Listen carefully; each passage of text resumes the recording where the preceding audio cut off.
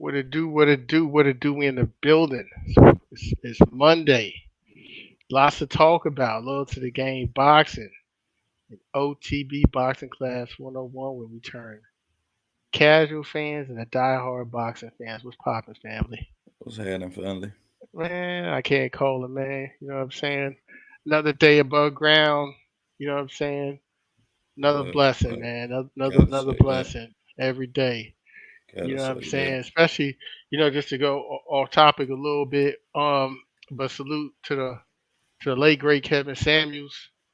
Um, you know, it's crazy you talk about legend, man. Like I believe like being legendary is like your existence living on when you pass, and you no longer here, and that brother definitely in such a short amount of time. You know what I'm Facts, saying? It's very facts, very impactful, man. Salute to you, Adonis K3. Salute to you, family. facts, facts. Salute, Appreciate you, salute, man. salute. Man, we gonna cook on that. Yeah, That's big. That's big yeah. box We league gonna right we gonna there. get there. We gonna get there. We definitely gonna get there. But yeah, salute to the late great Kevin Samuels, man. That kind of took me back a little bit. You don't have to agree with. I don't. I think this is the thing, right? No one's perfect. We're humans.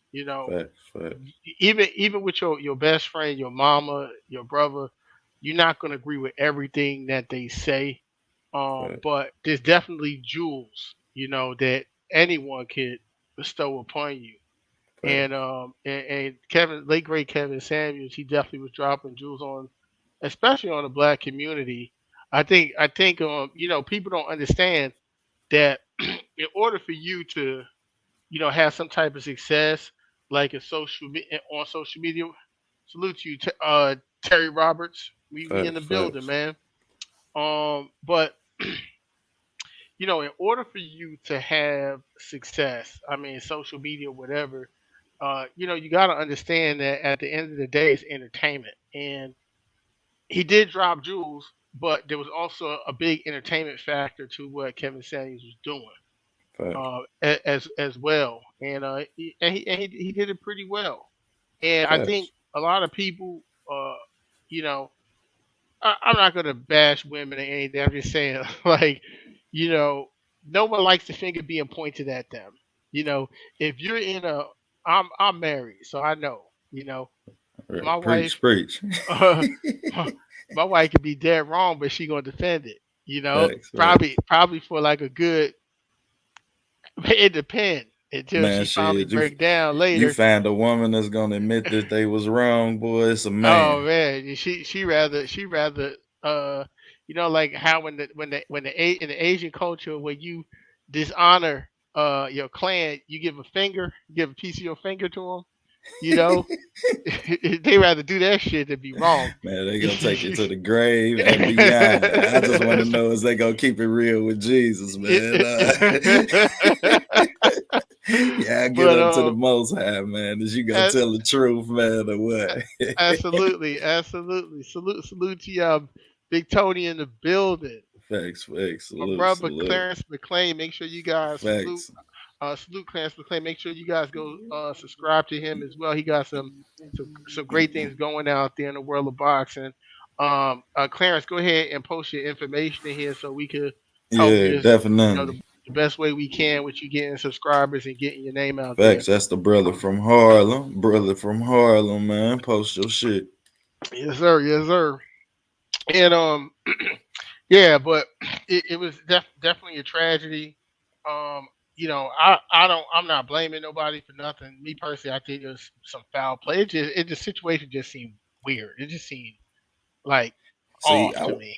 I wasn't really a fan. Like I never really paid attention to. You know what I mean? Whenever things get that much, yeah, I mean, wide spring like that, I try and really stay away from the shit. To be honest, like Right, if too many people say look left, I'm looking right on purpose. Like right. I'm just, I'm I cool. feel you.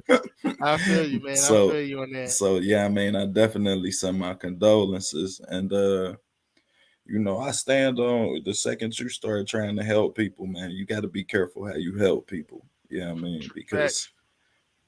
America work off of money, and it work off of what you, and they gonna profit off of what you don't know. So, Yep, that's 100% facts, man. I think one of the big things that oh, was that's the lost. homie. What's happening? What's Yes, happening? sir, John Kramer. Yeah, I think one of the main things that was lost in the whole Kevin Samuels message, because it was kind of like I said, it was entertaining just to watch females squirm for a minute. And it You was know what I'm saying? direct. Yeah, I mean, he Yeah, it was was very direct. direct. Yeah. Was that he was actually advocating for the black family. He was actually advocating for marriage in the black community.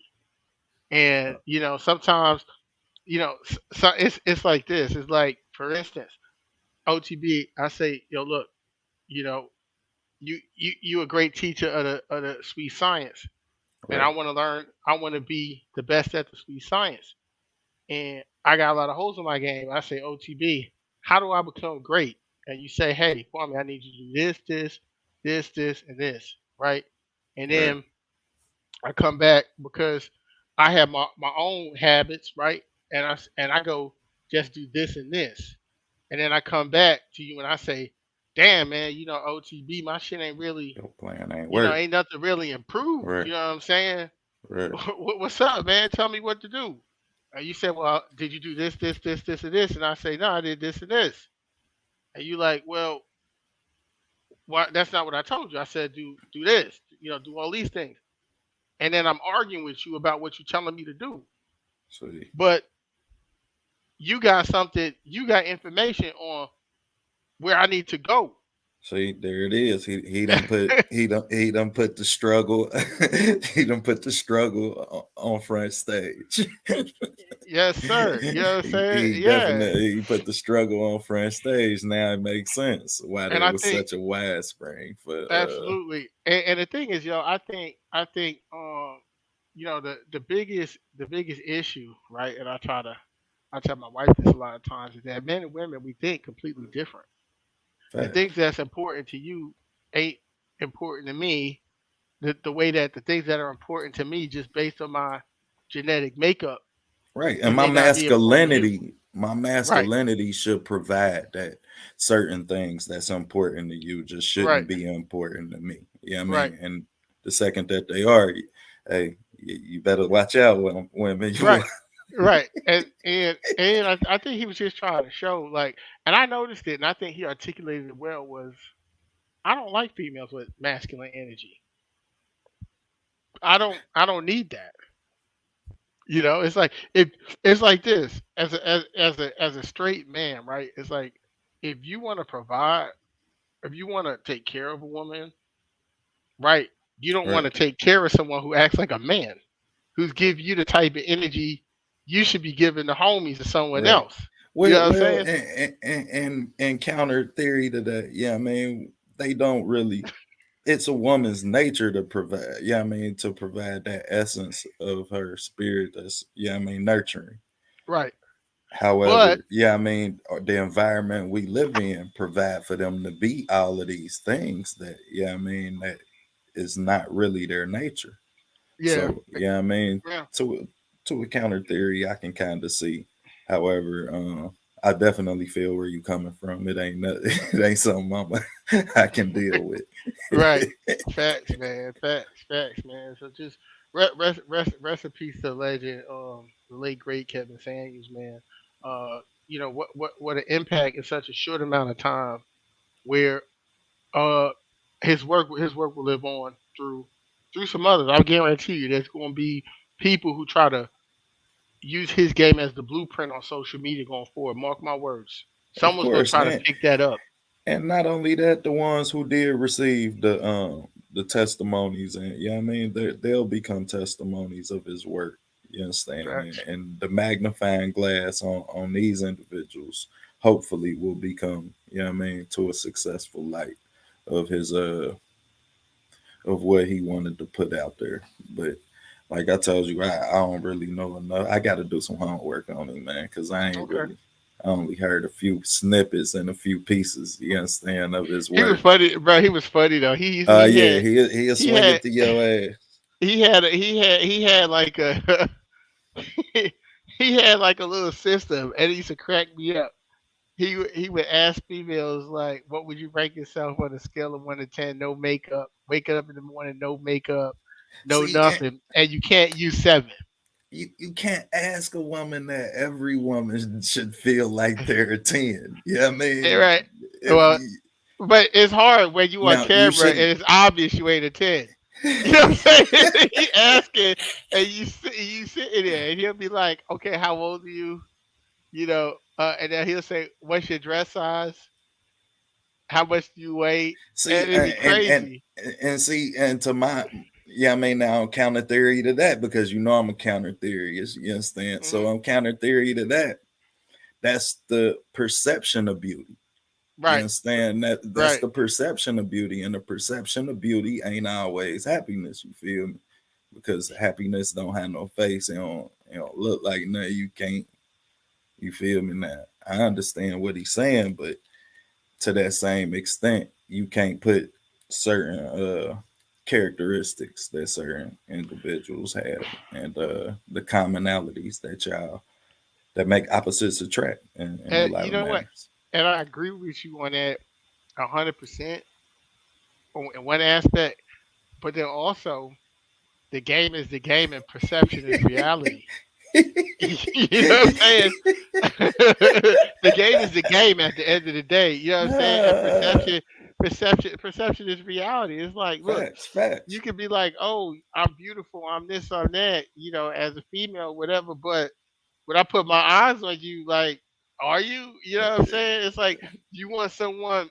You say you want someone to pay all the bills and be high value and do Oh X, Y, shit. and Z, and now Oh you want shit. right, but then he'll ask them like, "What's the cost of your submission?" See, because that's the hard part, and that's Exactly. why. And And, that's some bullshit to me. You feel me? Because that's the price of happiness. You understand? There isn't a price of happiness. There's only a pursuit of it, and it's a continuous pursuit. So yeah, it's true. And the sad part is people actually think that money will make them happy, and it won't, because exactly. you see a lot of females who may have someone. Like for instance, one of my favorite movies, me being from New York, is Belly, of course, right? And Right. you take a look at DMX's character and his girlfriend Keisha. X was getting money, but she wasn't happy.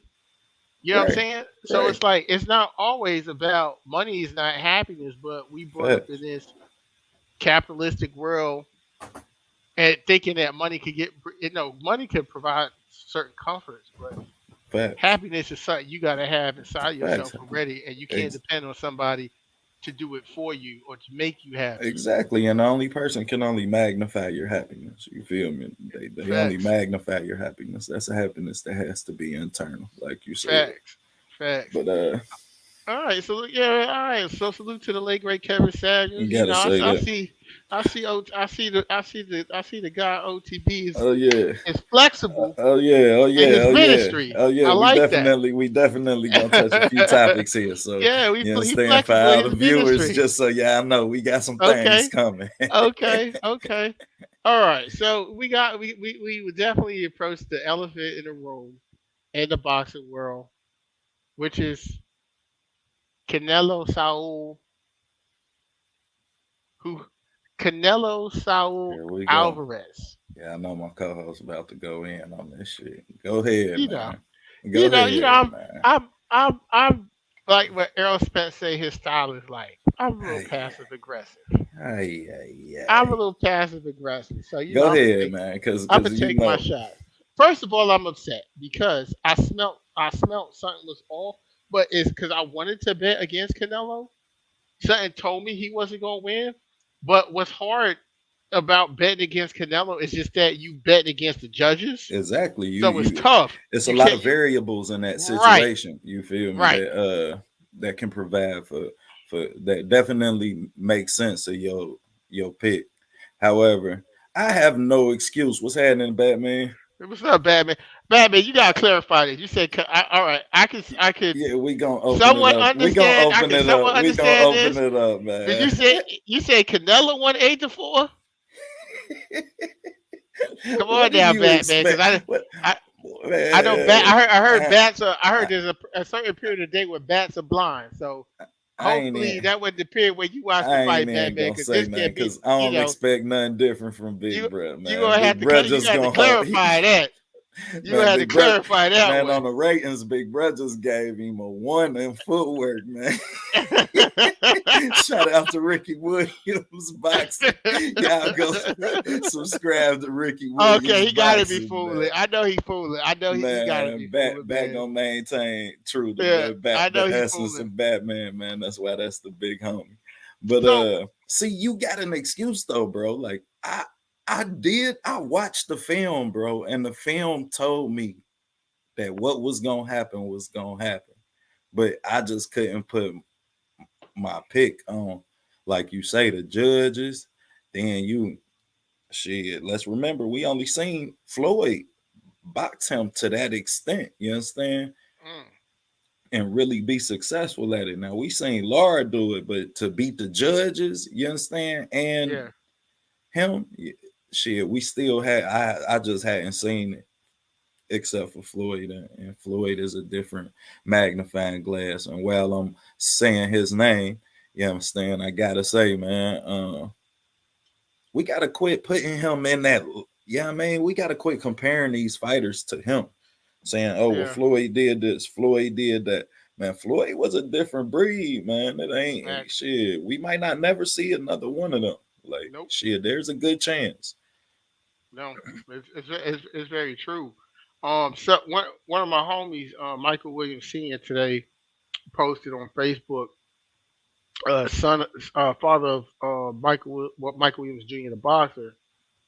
He rode with, they rode with team, with Roy Jones's With team. Roy Jones, yeah, yeah, Yeah, yeah, yeah. Fact, definitely, definitely. I fuck with Michael Williams too, son yeah. and Salute, pop, salute. pops and And son. so Definitely, he had made a post today about, Roy Jones, saying he was TBE. If you look at the highlights versus Floyd, and I just had to clarify that, like, well, Roy Jones might be TBE in offense and athleticism, but Floyd was a more complete fighter than him, facts, facts. because when you look at they're parallels, right? In greatness, and how I could appreciate uh, greatness. And I'm a I'm a chess player. Like when I say I'm a chess player, people be like, "Oh, I play chess." No, like literally, I'm a chess player. Like I played Right, chess during the day on right, my phone all right, day. I right. used to teach chess in public schools when I was 20 years old. So That's dope. That's dope. yeah, Yeah. so So y'all I'm play a like, little bit, got I yeah, play a little bit. okay, okay. I think for the time I was like 18 to 22, I probably played chess literally maybe 8 hours a day every day. That explains how why you so calculated. Yeah, yeah. A lot of You're people real don't see that. calculated. Yeah. Yeah, yeah, So yeah. I know, so you know. so so like I'm able to look at matchups. I'm able to look at different intangibles and variables and analyze them. Right. And in chess, the highest level you could get to is a grandmaster, right? Facts. And there's like novice, expert, mastered, I uh master, senior master, which is an FM, IM, which is an international master, and then it's GM, which is grandmaster. And I look at a lot of things like I could make those comparisons to different things in sports. And Floyd was a grandmaster in boxing. Facts. He was a grandmaster, and that's when I mean, you've mastered mastery. Like you've mastered the art of mastery, where there's just certain you're just at a certain level of Facts. things, and you're just at this supreme high level. And when you look at, for instance, I'll give you a prime example. When you look at a Michael Jordan, or you look at a Kobe Bryant, when your fundamentals are so great, even when you look at a Tim Duncan, when your fundamentals are so great that Ooh, let's get there. when your athleticism leaves you, your fundamentals are so great So that now I you are got a question. still great. Hmm. Does talent diminish fundamentals? Does talent diminish fundamentals? No. No, no. Talent. I think talent helps out quite a bit in the beginning. Talent can get you over, and it's enough to get you over at the lower level. I'll give you an example. Adrian Broner. Adrian Broner had he had great talent. Talent is like borderline with potential to me, right? He had great talent. He was beating all these guys who weren't as talented as he was, but he never he never because he didn't work on his fundamentals Oh shit. and master that stuff See, he's and trying to start some shit, y'all. You know I'm and from Cincinnati. See, hey, you he didn't know ma- he trying to start some shit, y'all. he didn't master that. He didn't master his talent, and also it's just like certain things become also uh, mastery a lot of times, and the different levels of mastery comes from repetition and discipline and consistency that makes you make a leap Well, there's from there yeah because there's a desire to improve. Yeah, I yeah, mean, but there's and also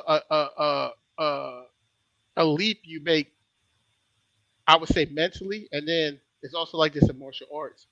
Then at the higher levels, you make spiritual leaps, facts, facts. right? And Adrian Broner never got into that level.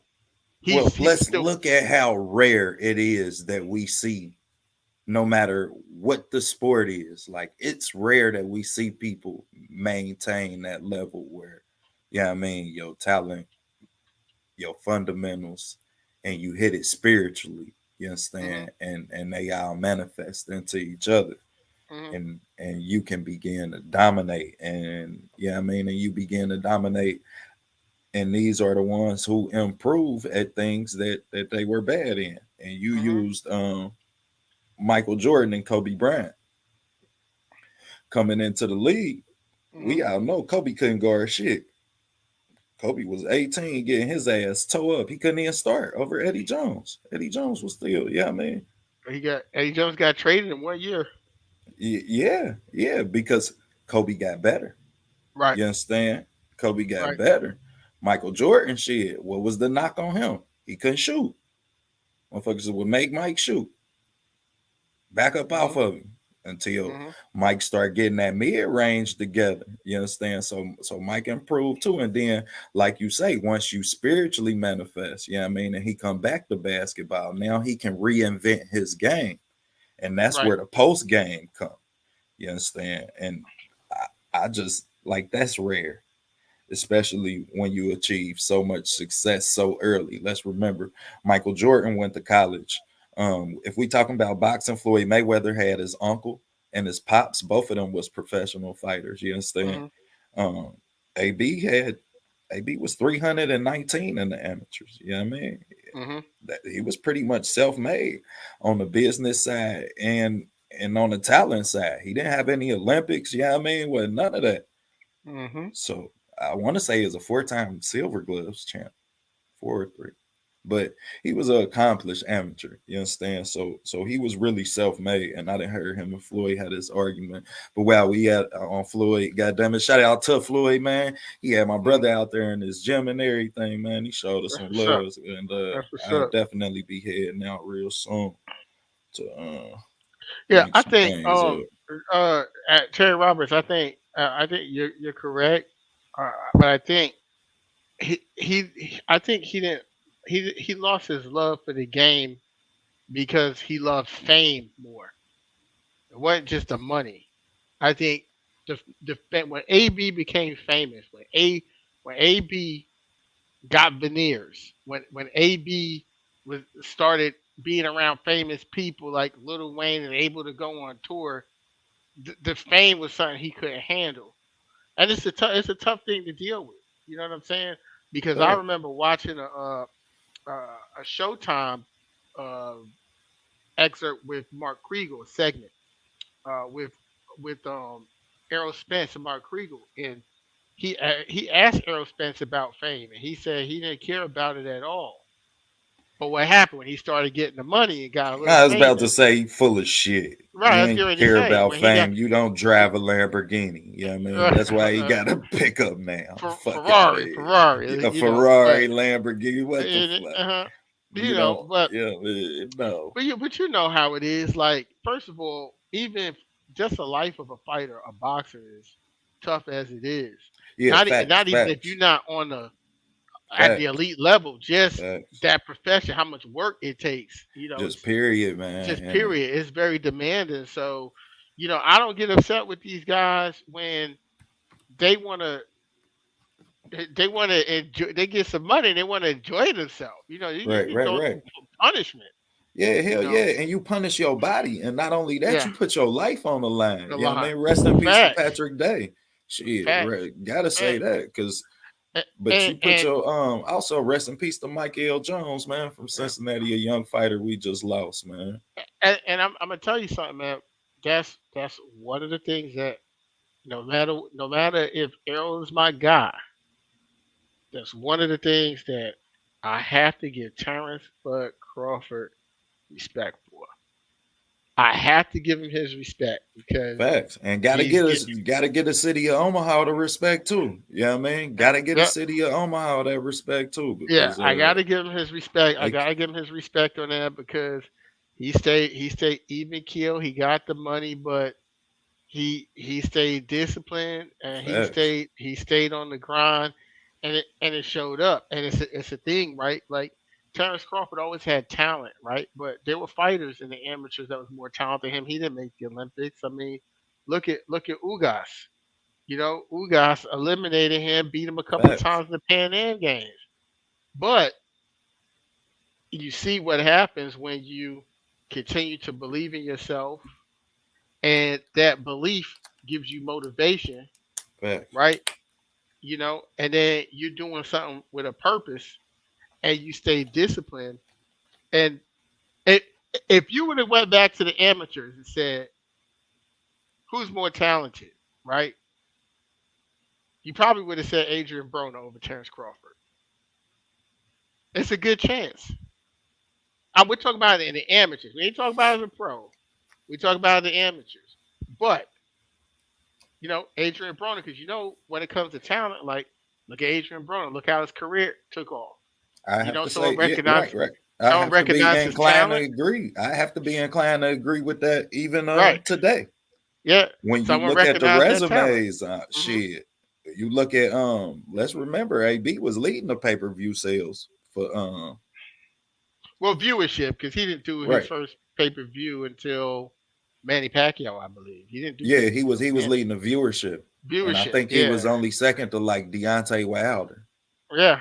Floyd, of course, but Right. But you know, later on, yeah, I mean, once Floyd left, it was him and Wilder, staying yeah, at the top of that list until yeah, Javante Davis eclipsed yeah. both of Well, their asses.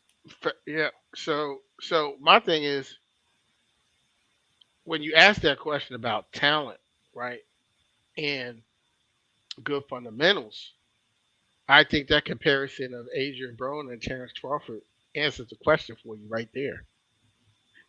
Because that's another good thing about fundamentals, right? Because to a lot of guys, Errol Spence is we want his fighting style is not boring, but if you if you are a true like boxing fan and appreciate the sweet science of boxing, because I Well, remember the first time Errol Spence was introduced to me.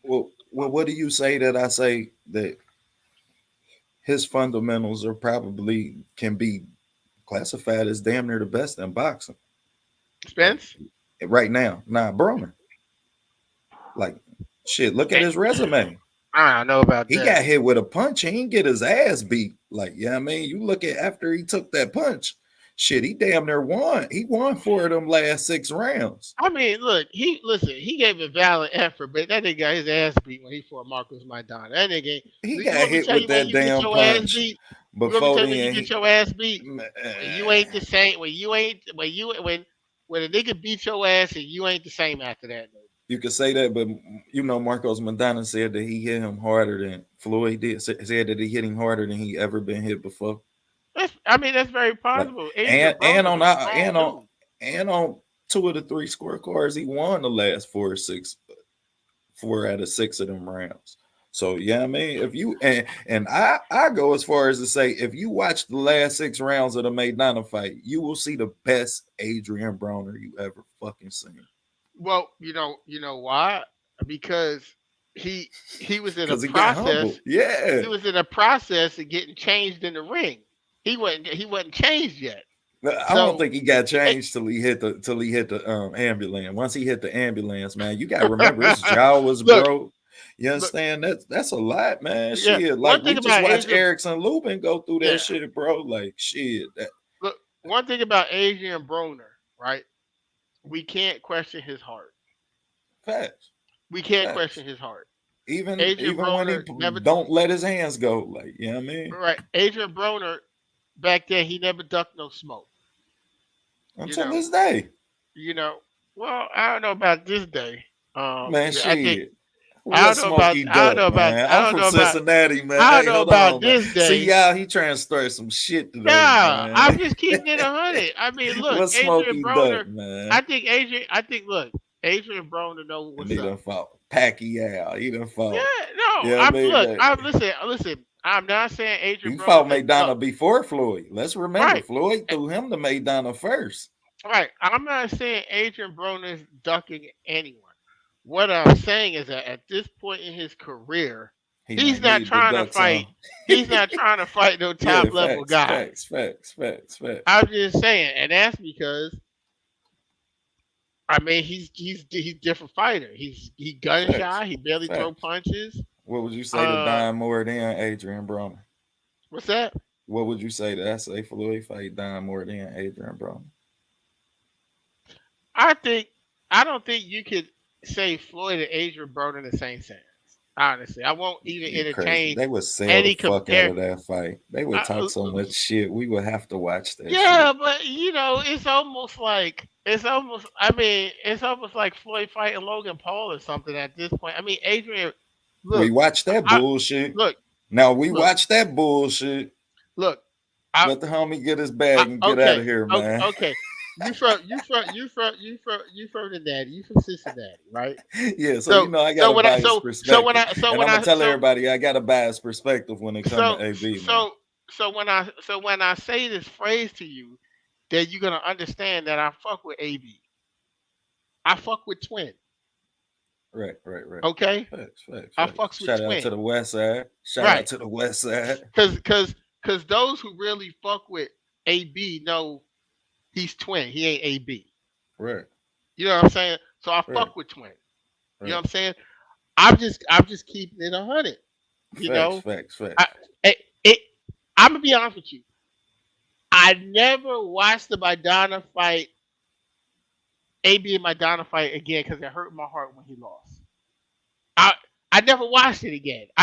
It did something to me because I was drinking the Kool Aid. I thought he was gonna beat Mark. I thought he was gonna beat Marquez. I thought when he used to talk his shit, I was believing all Yeah, of it. everybody was You because know he what I'm under. saying? Yeah, I mean he understood entertainment. That you could talk some shit with the best of them. Yeah, I mean. But But these let's get to the Canelo joint, man. What you think, man? We look, got to get off of this, man. yeah, look. I'm gonna put it out there. Cause Canelo went vegan. He said it's the first fight he went vegan. He didn't have his steaks. If he can't get his steaks and his carnitas, right? He looks normal. See, that's what happens sometimes. You you take stuff. I mean, look, I'm gonna call a spade a spade. Now, I ain't got no money. I'm not trying to get sued or nothing. facts, facts. But I will say this: there's multiple people in Eddie Mendoza's camp that pop dirty. There's at least three of them Facts. that pop dirty. Go ahead, cook. Go you ahead, know, cook. Go ahead, cook. I mean, when it's smoke, there's fire. Go ahead, cook. You know what I'm saying? There's three of them that at least on the minimum that pop dirty. We see Andy Ruiz go from looking like the Pillsbury Doughboy to being in the the best shape we ever seen against Chris Ariola.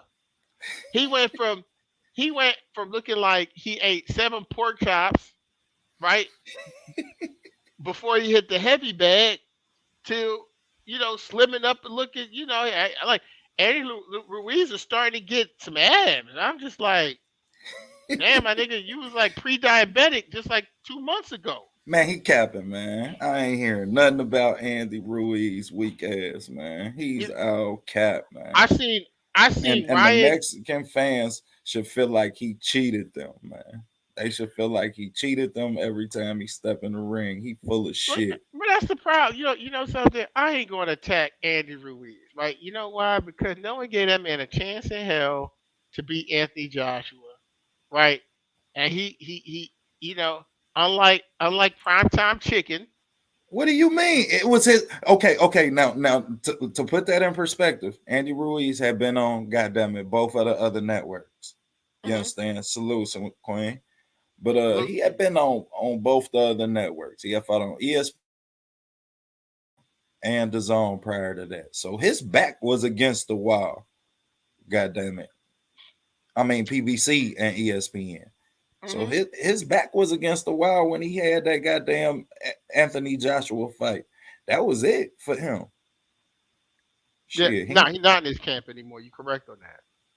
You know, but I feel what you're saying, right? A lot of fighters' backs be against the wall, but when the lights come on and they up against, now you I put Chris Colbert on ESPN. I bet you see a whole different Chris Colbert. listen, man. I See, don't want it's to the see. I don't Brooklyn want to in see. you that want. It's the Brooklyn in you. It's the Brooklyn in you, man. I mean, about what? About primetime That don't chicken? want to get. Yeah, man. Look, man. He's young, man. You don't know what else you gonna see out this kid, man. Look, man. Look. You can see you trying to get me riled up. Look to me. I'm trying to behave, trying to be cordial here, right? But look. When I think about Chris Colbert, I literally, first of all, let me stop calling him that. That is not his name anymore. He is Uh, Primetime Chicken. That's the name of his business, and that's what he exhibited in the ring, right? When I look at right. Andy Ruiz, You the don't see lights were a prime lot time bright. chicken. But think about it. He fought Anthony Joshua. Anthony Joshua was making his debut in the United States. He's a 6'8" guy. Uh, one big fight was a cash cow in the sport. The lights were Facts. bright, and Facts. Andy Ruiz got knocked down in that fight And and Andy got up. Ruiz had a chance to come back the next fight after he fucking won that fight, and he ate pizza before the fucking But let's fight. let's And let's he stay, but ate let's stay in pizza. let's He first of all wanted pizza. Peter let's stay in fucking this moment. McNeely is all I'm gonna say. Listen to what I'm saying. Let's we need to stay in the moment of that fight, and then we could talk about him going to eat pizza. All right. The comparison I'm making is that what the lights were a lot brighter for Andy Ruiz than they were for Chris Colbert. Way, way Agreed. Agreed. brighter. Agreed. And he got his box rocked, and he got up and fought with heart and won that fight. Where primetime chicken, right? Because when we looked in the locker room pre-fight for Andy Ruiz, like I said, he was looking like a pre-diabetic dude. He wasn't doing no electric slides. He didn't have no pink hair. He didn't have no mohawks. He didn't have all these sponsors on his shorts about his business. But what he did was he went out there and he faced adversity and he got up and he won the fight. While Primetime Chicken got his snot box rocked, right? And then he folded. So we didn't even get to we see Andy Ruiz. At least what you talk about, I mean, it's expected. I mean, the guy is clearly over 300 pounds, 300 pounds or something like that. I mean, he went from being on the top ranked slave ship to now being the first Mexican heavyweight in history. You, Facts. I mean, you know how many Vatos was buying him dinner and drinks, So and so just like so my only thing with that is just like I told you that I felt like, yeah, I mean Deontay Wilder and them, they used to go up there with the Klitschko brothers and box. You understand? The Klitschko brothers would bring all the heavyweights in, just like Fury bring in Jared, big baby Jared Mettler from Ohio now. But so Tyson Fury then knew he could beat Deontay Wilder. He been knew he was the best out of that class, and he cheated the sport. And that's the same thing Andy Ruiz punk ass did. He cheated the sport, and I hate to say it, but he cheated the Mexican people. Because if you can defend that title, the fact that you didn't defend that title in history will almost look like you never accomplished it. but I have to disagree with that because who we Andy Ruiz is a household How name long? or a How name in long? boxing. He's a household name right now, bro. We will not be talking about him when we sit down and do our 5 years We from now. won't. Who But guess will? but Mexicans will. It's their first heavyweight champion in history. They will. He made So so history. so you don't think the history books gonna forget him when somebody achieve it and then defend it? He's the history books never forgets the first. They never forget the first. Was Jackie Robinson the best black uh baseball player in Major League Baseball? No. Was he the first? Yes. History didn't forget him. They're never going to forget the first. Because any The Mexican who record comes books do. behind The record books do, bro. The they record can't. books do. The The record record, you he's don't etched find in the Jackie record nowhere books. in the fucking record books, bro. Listen, but history is not only about record books, history is about legend, right? If you say right now, if you go to black people and black people really don't watch a lot of Right, baseball, right, right. I'm never discrediting the legend of Jackie Robinson. What I'm right? saying is you can't compare the legend of Jackie Robinson to the legend of fucking Andy Ruiz Well, I at mean, all. No, no, in we're not boxing, gonna do that. No, we're no, not gonna do but that, bro. No. no. That's not that's not fair. And the reason why I'm gonna say that's not fair is because Jackie Robinson is important to us because of our culture, right? We're Jack, not Mexican. That's what I'm trying to say. To listen, Mexican people, if you look right now and you see what's going on with Canelo Alvarez, even though he lost, they still sticking with him. It's different for if them. that motherfucker move up and take the NABF fucking title from any heavyweight, he he will he clear like yeah, I mean Andy Ruiz will never be mentioned in the same sentence to Hispanics with Canelo Alvarez. No, No he no. won't. You No will one's never saying. mention him with fucking none of the great Mexican And yeah, but boxers. what I'm He'll saying only is, have go it's ahead. not about him being known as a great fight, as a great boxer, and the accomplishments that Canelo is. It's the fact that he made history for them. He put Mexico on the map for heavyweight Yeah, boxing. for them fucking 6 months until his ass was eating pizza and getting knocked the Hey, fuck out the next time. hey! And I mean, and he didn't get then and knocked then the out, fighter that he lose to would only go on to lose the fucking belts anyway, which made it all the much worse. but that's the thing. And look, Andy Ruiz wasn't even supposed to be there. That's the No, problem. It bro. wasn't even supposed to be a No, bro. rematch. Man, and he ain't supposed to be in the fucking man. They will. He ain't supposed to be in the record books and neither. Shit. He gonna be. I No, he just want to should. check something real quick. I want to see Andy Ruiz uh versus Joshua uh odds. I want to see what the odds were. What were the betting He was odds? a crazy underdog. I remember that shit. It was 20-1.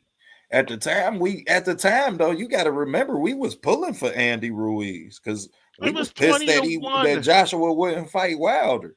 So I ain't even gonna hold you. At the time, I remember looking at how light Andy Ruiz was on his feet, and I remember putting together game plans for him to win that fight. Look, However, the He fact had that fast the hands, fact but that nobody when it expected was him to win. time to defend, bro, you was eating pizza before the fucking fight, bro. Nigga, he was ate pizza You before the wanted first stuffed fight. crust. No, man. He No. probably had, bro. He probably had a No, cheesy man. bread. He He did was not even probably look the same in the second fight as he he probably did was the eating second. cheesy. He That probably was eating motherfucker looked cheesy like the bread, Michelin man in the second bro. fight.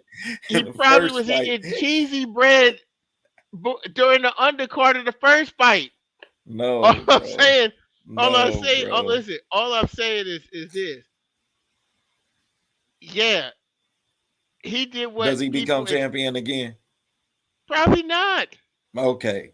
Enough No, said. We have I don't wasted think enough so. time on Andy fucking Ruiz, bro. Look, Back to what you but were saying all about the I'm saying, Canelo fight.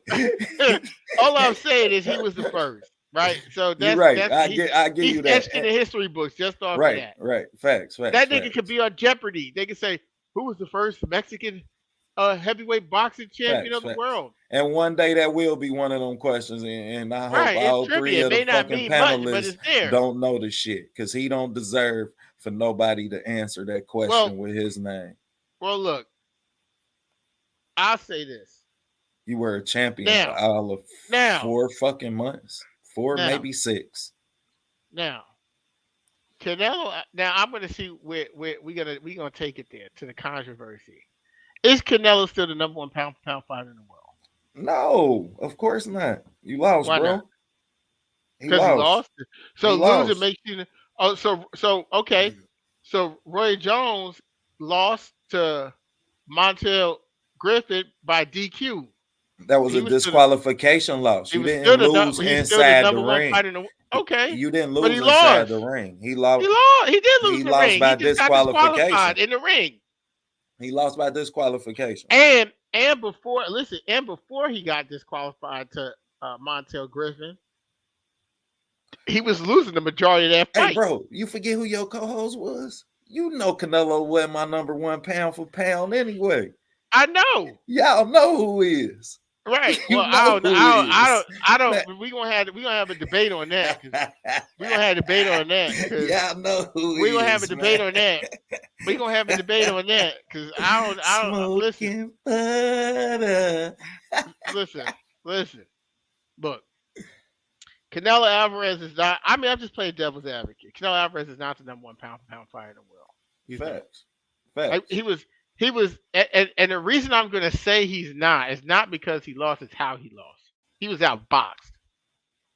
There was he was outperformed. It wasn't a situation of, oh, I'm just bigger than you, and it was the weight class that made it a problem for you. It was like, no, I'm better than you tonight. Facts. Period. Facts. Over a sustained amount of rounds. That shit looked just like Shakur and Valdez, didn't Oh, he? Just out yeah. like you know what I mean? And I kept saying that, like, that's who Shakur was talking to when he said, I beat the whole camp. You know what I mean? Hmm. I gave him the game plan, but we knew that Canelo ain't had no active jab, so we knew he was gonna have problems closing the distance. However, him being able to not perform once he got there is what really was troublesome for me. Yeah, yeah. I think Canelo, quite frankly, he looked old to me. Well, he He's was drained out too. Yeah, he was looking drained too. you think? I mean, this is the highest weight class he's fought at. How could he be drained? Man, he was drained later on in that fight. I want to say after the 6th round, When probably you from say punching drained, himself out.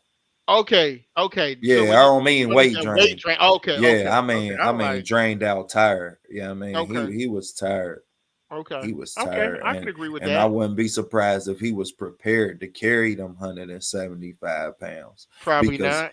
Bivol's pressure ain't Kovalev's pressure. He used the Kovalev game plan because Kovalev was successful. You Hmm. understand? Until he just let up and rotated the wrong way into that right hand, and he slumped his ass. Mm. But Yeah, and Kovalev also. I feel like Andre Ward took something out of Kovalev too. facts, Me personally, I think facts. he had already had something taken out of him from the war fight. So, and Canelo was an opportunist. He didn't even give Kovalev, like a full training camp or nothing like that. They said you want the payday, payday, Did payday. Did you hear Bivol saying he'll go down to 168 and fight, dude? Yeah, that's it. That's supreme confidence. He's like, look, I'll whip your ass there too, because it wasn't a weight situation. Why he won? It was the skills. It was a difference in skill level. And I didn't see, I didn't see any adjustments from Canelo either. That also to me was a red flag. I didn't see adjustments from Canelo. Yeah, it So damn when, sure what. so when we talk about top fighters in the world, I think that's one of the biggest things that makes the separates the elite from the very good is the adjustments you make in the ring.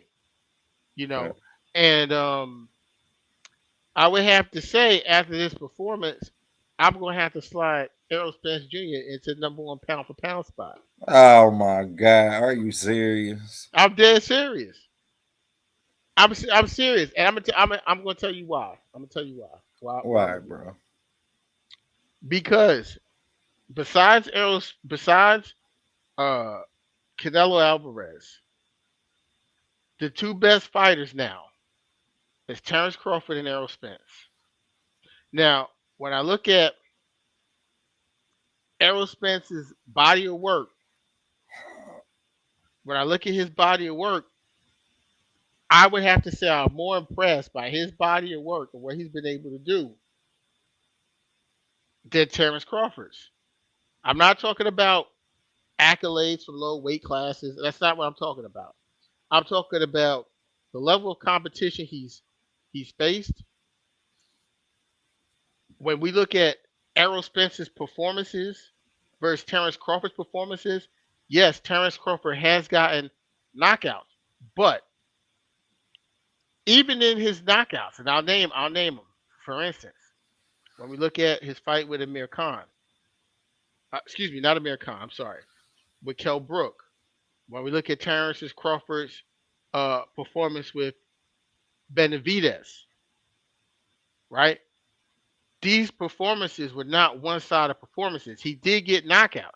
When we look at the performance with Sean Porter, he did get the knockout, the stoppage, and that's incredible. But these performances are not one-sided performances. When I watch Errol Spence's performances, he has one-sided performances. The only performance Errol Spence had that wasn't a one-sided performance was Sean Porter. Oh, I'm sorry, and Kell Brook. His first fight with Kell Brook. But to go into the UK and go get that IBF belt from So we don't see Kell EJ Brook, get hit. what do you mean we're getting hit? I mean, this is Like, boxing. People get he hit, get hit a lot. but people get Like, hit. we see him get hit a lot. He gets. Look, it's boxing. Look, I For think me to what. say that he just had these dominant performances. Like, Oh, mind you, okay, I so got some film on Chris so fucking let's Van Heerden let, let's giving go. him Let's go down. problems. Let's go. Chris ain't here giving no damn problems. Let's go. That was one sided. Cut that shit out. So let's go down the line right now because you OTB boxing class 101. I know as a teacher you're going any good trainer, any Right, good teacher right, is going to look at what's right, wrong more than what's right. That's right. just what I'm Yeah, saying. That's that just you're what you right, you're do. right, you're right. Yeah, You know what yeah, I'm yeah, saying? yeah, yeah. So Facts, so I facts, can appreciate that from you and I understand it. But facts. what I'm going to say is overall performance, right? Lamont Peterson, one sided, right? I already said Kell Brook wasn't one sided. Lamont Peterson, one sided. Carlos Ocampo, we could throw him in the wash like shot Amir Khan, right? Whatever. Facts. One one sided. Mikey Garcia, one sided. Sean Porter wasn't one sided. Danny Garcia off an accident, one sided. Unanimous, one sided. Ugas, one sided. Terrence Crawford, Jeff Horn, one sided. Benavides, that wasn't one sided at all. Okay? Amir Khan, one sided. shot fight. I mean, the guy was So just in an so all it's out war with so Samuel Vargas. I mean, so it's not more one sided to stop an individual. no, no, absolutely not. I'm gonna tell you why. I'm gonna tell you why. King Kong Ortiz versus Deontay Wilder, the first fight, was that one sided fight? No. Did did Ortiz get stopped? Yes. King Kong, Practically it was a King, one sided and fight. I wasn't one. It Ortiz just wasn't one sided. landed his shot. He almost knocked him out. What are you talking He about? He almost landed his stopped him. shot and he didn't finish. So yeah, I mean, I don't know that fight really wasn't one sided versus Was you having your moment. Yeah, I mean, to me, you can okay. still have your moment and be dominated. My wife watched the fight with me, and she said to me, Deontay, she didn't really know Deontay Wilder like that. She said the black guy's losing, and I said, babe, he got a right hand that could change everything. Sure enough, in like 2 rounds, he stopped him. Facts, facts. I felt When like he he was was losing that fight too. right was also even the second fight, he was getting outboxed. Wasn't one sided. So a knockout doesn't make that a knockout may be more dominant in some ways because the guy is out, but that doesn't mean Well, the these ain't performance in the fight it. was one Well, sided. well, I don't say that to say, yeah, I mean that the knockout itself is the dominant factor as much Okay. as the stoppage. You understand? So the stoppage is more, yeah, I mean, and shit, these dude 10 straight TKOs, he ain't sleep putting nobody to sleep. You know what I mean? He ain't like they running out there waking people up. Man, he got it off on Benavidez. You understand? But Hmm.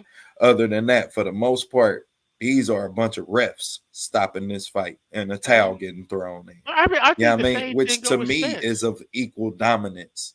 Yeah, I mean, I, and if not, I can't say more dominant than the judges giving it to you on the dominant side. I don't know. You know, when I look at Spence too, I mean, last person I seen him knock out was Bundu. I mean, just about most of his fights. Oh, okay, Ocampo was a knockout, but it was a body shot knockout because he was on the Facts, floor for at least a minute after he took that body shot. facts. But so I'm not gonna go into the technicality of how the person is stopped. I mean, to me, I'm just gonna a TKO and a KO.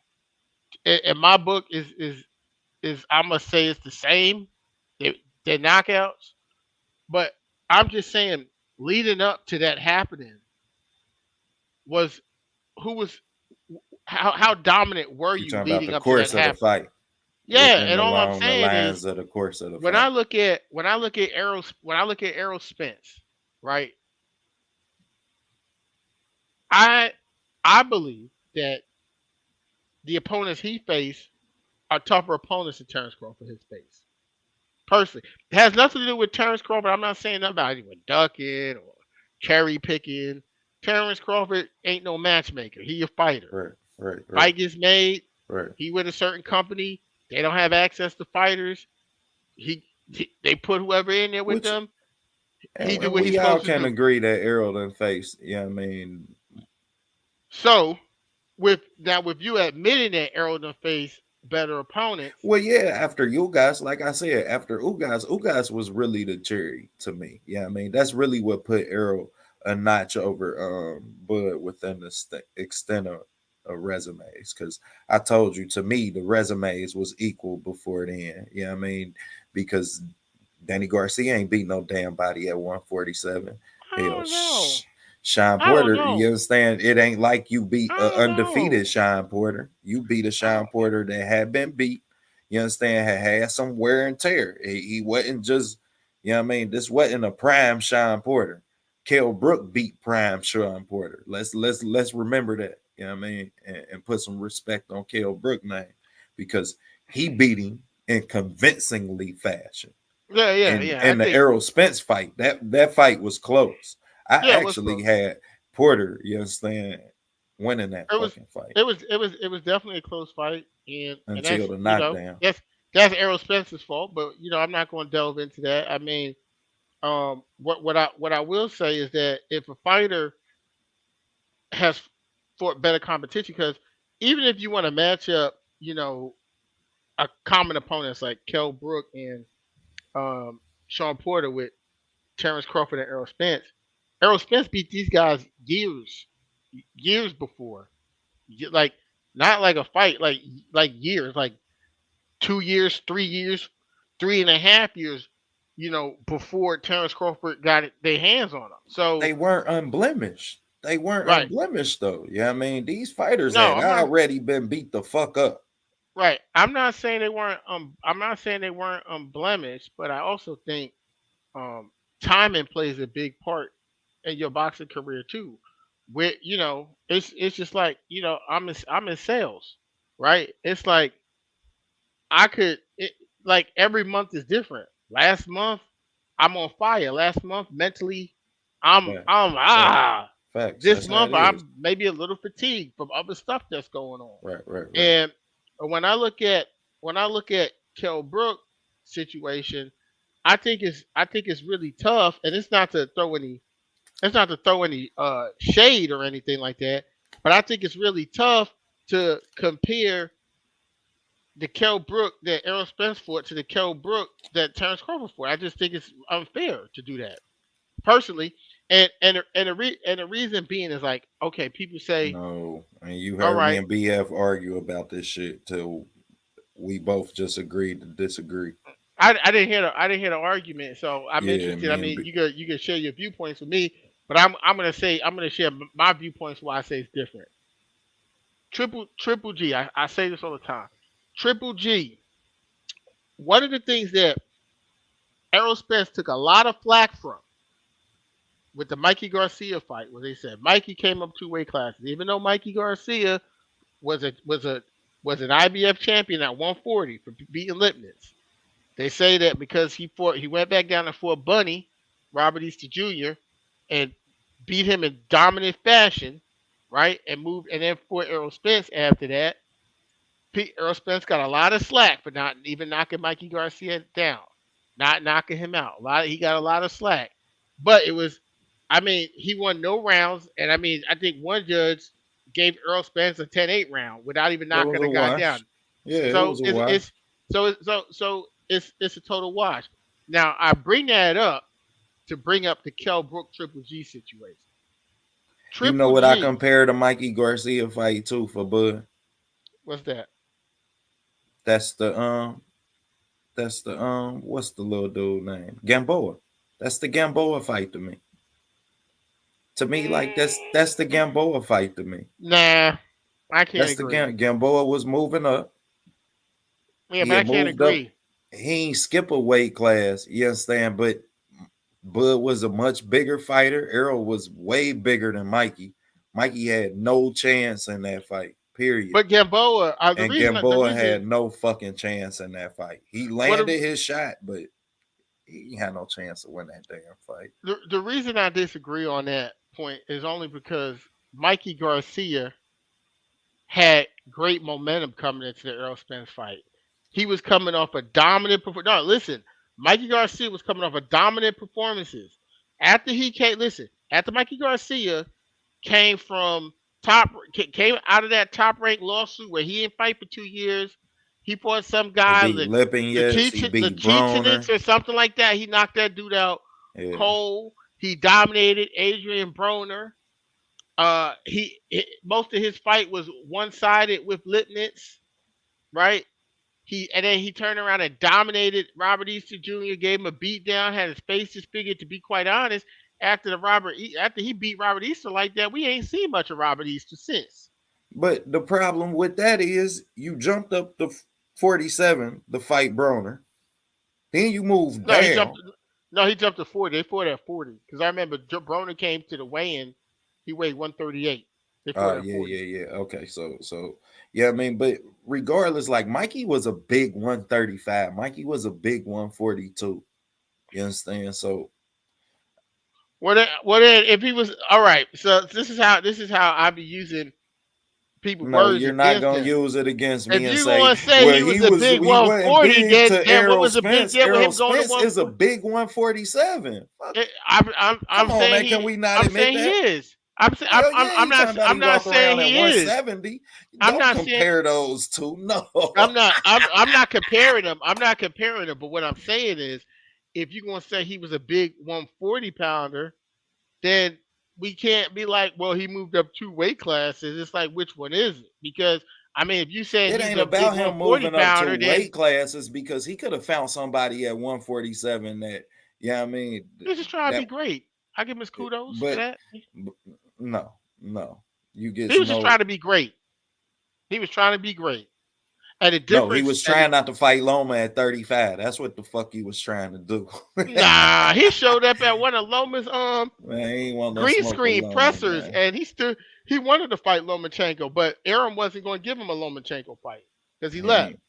He was Yeah, trying to. We won't do that because Mikey wanted to fight Lomachenko. Aaron wasn't going to give him Lomachenko. He wasn't going to do that. And the thing was with Gamboa. Why I can't agree with the Gamboa is because and if he Gamboa had wanted that fight with Loma, his ass shouldn't have left, bro. You was just well, over there. he's getting jerked. So I You mean, was just over there, man. I ain't he, I mean, no. I'm not going to talk a man about the we man. we fought Bud for staying over there in 2018. We gonna keep the same respect for Mikey Garcia. Look, Mikey Garcia got the balls to get up and leave, and I respect that. Like he did his time. He did his 2 years. He did his time, and to be quite honest, when he came out, he got way bigger fights. So I'm not Yeah, going. he did, and I'm I was not saying glad to he see just stayed Mikey over there. got out of his deal when he did. I'm just saying, I'm not gonna sit here and say that he wanted this Loma fight. He wanted this Loma fight, and you was just sitting the crowd. You was just sitting at the same table as dude, man. Nah, What I will say is with Gamboa didn't have no more. He didn't have the momentum Mikey had going into fighting Terrence Crawford. He was collateral damage between Mayweather and 50 Cent and them saying they was going to do TMT together, but they didn't. And and then 50 had Gamboa fact, basically signed to him, and fact. then he moved up in weight off of a long layoff, and then he fights a guy like Terrence Crawford, who basically when they faced off, Terrence Crawford's chin was at his forehead. Yeah, So he was a lot. you That's you why I know, said he was a lot bigger than him. And Earl was a lot bigger than Mikey in that fight. Like, and you yeah. look at them when they get clenched up, it's like, ah, man, Now I could see uh if not that Gamboa, fight. I could see if Gamboa had fought a top guy, unified a belt or something to fight before, Right. and And I feel had that. this momentum and just went into the And I Terrence feel Crawford that, fight. but to me, I'm looking only inside the ring. So inside the Right. ring, those fights are of equal value to me. Those are both fights that either one of I y'all, mean, if I either guess. one of them fighters would have lost those fights, they would have been upsets. Yeah. And, Yeah. and I yeah, I could agree with mean, that. and with that I could being agree. said, I could agree with you that. did what you were supposed to do.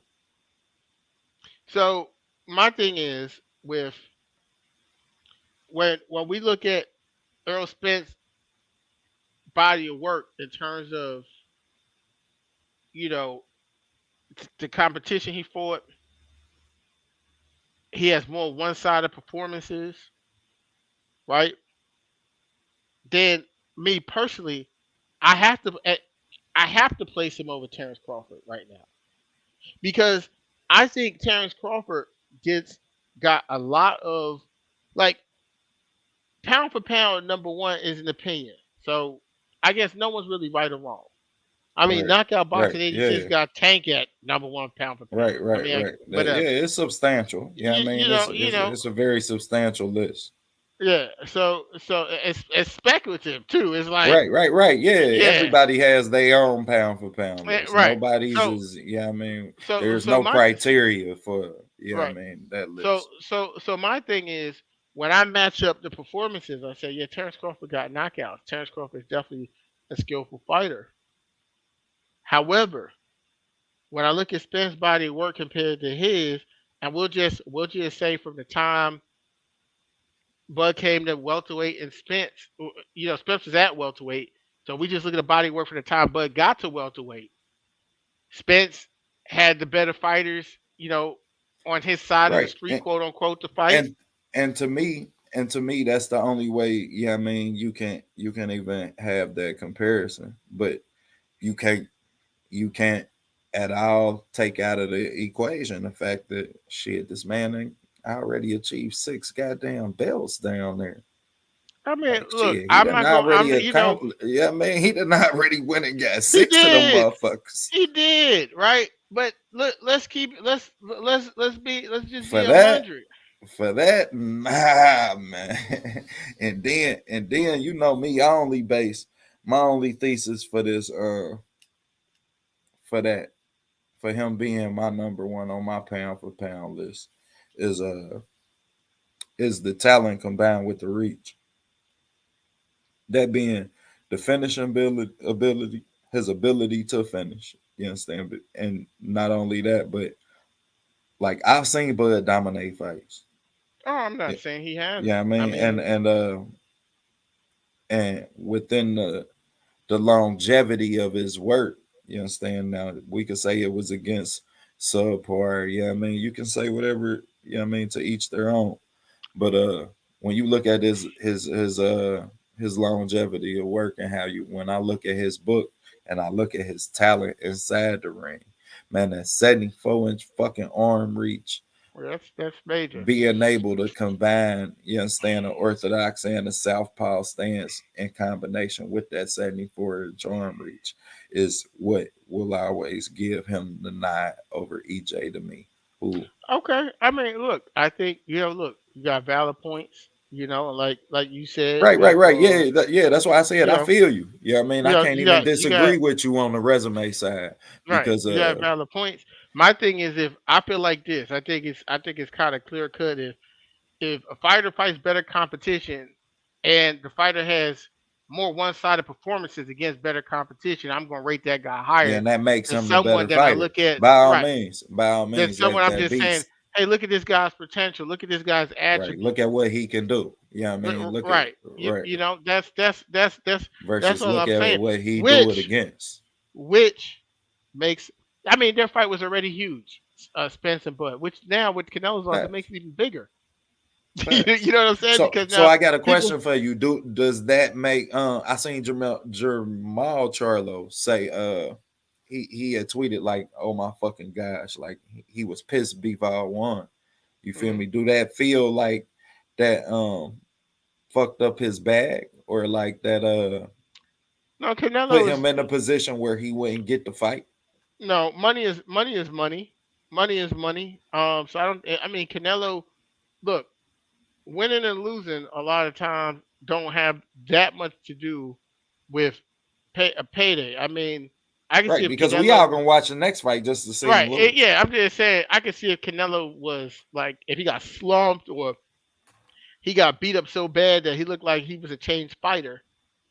That would be one thing. But I think what Canelo's loss did actually was a disservice to Jamal Charlo because now it's like okay, the dude lost, so why don't you go fight Benavides or why don't you go fight Boo Boo?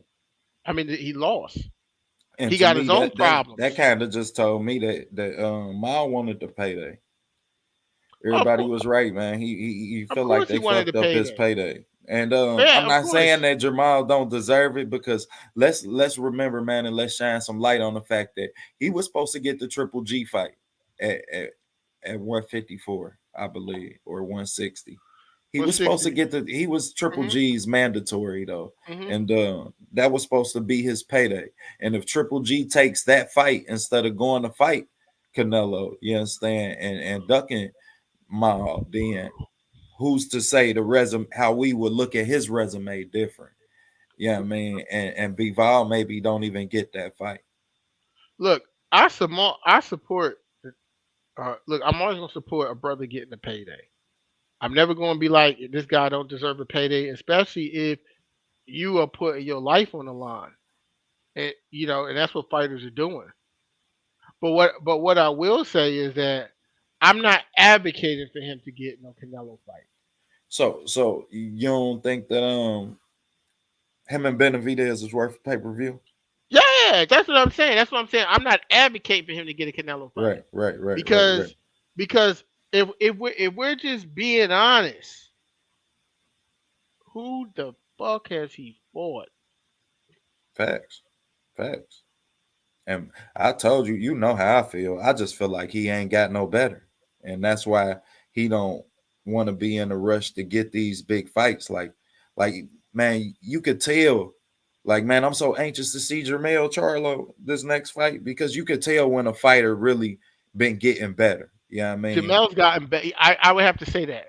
I would say Jamel's gotten better. One time a while back I spoke to Derek James and he made a very good point. He said a lot of these trainers nowadays, they don't teach fighters, they just work fighters out.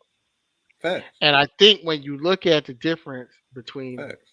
Jamel and Jamal, it's a prime example. No shade to no Yeah, shade to no Ronnie shade to Shields Ronnie Shields at all. But because I don't you can see lead them any new to the water. You wrinkles. can't make them drink. Right. I don't see any new wrinkles in Jamal Charlo's game. I watched Jamal Charlo after he hit J Rock with that uppercut. I watched Jamal Charlo try to set that uppercut up on Every fight. fighters that weren't open for it. Every And fight. it made me very skeptical of his Right. Because abilities. he abandoned that jab. We ain't even see that jab again for real until the Derevyanchenko fight. That was the first time he really brought that jab back out. But I've been felt like I feel like both of them really like Mel. He's like he show flashes. He Hmm. show you rounds where you like, damn, he got all the tools. Then he show you rounds where he don't put his punches together. Yeah, I mean, he sit on the line. He abandoned his jab Hmm. like shit, and it just and he just sell out on every punch. I You think understand? the And it lead me to really question if he's improving as well. I had this conversation with Keon and Money Brown probably about a month back, like, but I I see where Mel done got better because he's got more patience. Yeah, I mean, and a lot of people say that they don't see the patience and he's just very emotional. But yeah, I mean, when you look at him when he was on that knockout streak, you understand he was highly impatient before he lost to Tony Harrison, and yeah. he got a lot of patience, and he will lean back on his jab. Like I just finished breaking down the Castano fight today, and he does lean back on it. Once Castano got on his ass and put him on his back foot for a couple rounds, them last couple rounds, he got on that stick. Yeah. I think the difference, and I think some fighters have it and some fighters just don't, you know. And I think the what makes Jamel Charlo a really good fighter to me and not an elite fighter is his mental game. I think the inconsistencies that you're talking about are mental inconsistencies because when he fought Castano, I'm not gonna lie to you. Derek James gave him. I was listening to what Derek was telling him in the corner. He gave him all the right instructions to do, but for some reason it was like I guess sometimes it's hard for people when they end the fire Facts, to execute and be disciplined facts, and to do what you need to do and not do what you want to do at facts. that time. And I think that was the difference in that fight. Now, hopefully, he takes a look at the film and he goes, "Damn, I see it," because Yeah. that was a fight Mel should have to me should have won easily. But I mean, he basically I don't went know. on the It just ropes on his own. well, when you don't have an active jab, what am I gonna do when you start walking down on me? Right. You feel me? Like, what All am I right. gonna do? So you understand? And a lot of times in that fight, you see Brian Castano come within punching range, and you don't check the distance. You don't just leave it out there to, you know what I mean, set up your next punch. Like, Mhm. I can respect either of these things. I'm not a fan of either one of them. You know what I mean? Mhm. I feel like as a fighter, you should be instinctively intuitive enough to know your distance. Yeah, I mean, and to so I hate when fighters check that distance too much because I can time that. And if I have a fighter, I'll teach him to time that. When we get in a must-win situation, oh, Hmm. he gonna stick that distance out there. It ain't to do nothing but touch you and to make sure that right hand gonna touch you. But when that right hand come, roll it, come over the top, and it's gonna look pretty. So Right. yeah, I mean, I'm not a fan of certain things, but he's one of them fighters that he got such good feet that a distance check on to set up that type of power is just necessary. Right. Right. I agree. I agree. To answer your question, C Love, I hope so, but I don't know because I don't 100% trust Jamel mentally. Like I don't know if he's gonna follow the instructions that he's given. One of the things I saw in Jamel Charlo when he beat Rosario, if you go watch the interview, one of the things the thing he was the most proud of in that fight when he spoke about it in his post conference interview was he was impressed with how he listened to his corner, that he followed the instructions. He talked about that a couple of times, and when he does that, he's a great fighter. Right. When he doesn't do it, we've seen it against Tony Harrison in the first fight. He same thing. He didn't listen to his corner, and See, that go ahead. that's the only thing. That's the only thing I don't trust. And I'm not sure if this is what you're gonna say about that, but I do believe Tony Harrison is a more skilled, more fundamentally sound boxer than Jamel Charlo. I think we saw that even in the second fight and in the Facts. rematch. Because he beat him in the second fight too. Like, Well, he was winning. He ain't beat him. yeah, He was winning. what he got dropped. Let's remember the context of that fight. You understand? Yeah, Tony Harrison got dropped in like the in the second second round, round. Yep. and then came back by the ninth round. He was winning on the cards with no No, knockdowns on Mel no, he Charlo. wasn't. No, he wasn't. He was losing on the card. But to us, Going and that's the problem with boxing is like it's so corrupt. well, I say he was winning because he had He beat him in was the winning. pocket. He was No, but he starting to was counter Charlo in the pocket. And once I he started seeing Jermell getting counter in the pocket, now the first fight, Tony beat him on the outside. The second fight, he starts sitting on his punches, putting them bitches together. I'm like, oh, he whooping his ass. mhm, Shit, I seen Broner lose a fight that he dropped Sean Porter, put him straight on his ass. So mhm. to me, yeah, I mean, I'm looking at the context of that fight before he gets stopped. You understand? And No, I feel you. I I really feel I was feel you. was leaning Tony Harrison way. I feel you because I believe Tony Harrison was winning that fight as well. But to me, it looked like the PBC fix was in with the judges because I looked at it and he was up, and it was like if you looked at that fight compared to the first fight was closer, Way closer. way closer. But in the second fight, Jamel was way up. So it's like I don't know what the judges be looking at sometimes, Right. but when I saw it, I See, felt as if I don't even pay them damn judges no attention. yeah, We from watch what that I shit saw, for I what felt like we Tony see. Harrison was winning. Facts. I did too. And I just told you, yeah, I mean, I had Tony Harrison winning that fight even after the knockdown. And that really, yeah, I mean, displayed the type of dominance that I felt like he really outboxed and outclassed Jermell Charlo under. And Uh, since that fight, I have not seen the improvement like at a dude. And that's what I say when it comes to Jamel Charlo. One of the things I really appreciate about Jamel Charlo and why I will continue to watch his fights and I will continue to support his career is that I like that Jamel Charlo can win fights that he's losing.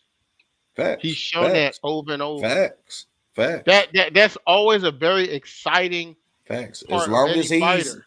As long as he get up off the stool, he can win his He fight. can win a fight. You And know. with the swing of a hand. You right about Yep. that. And Yep. I'll tell you what, I got I heard Derek James say how good his feet was. And He does. Jamal Charlo, arguably, next to I don't know, like Jamel.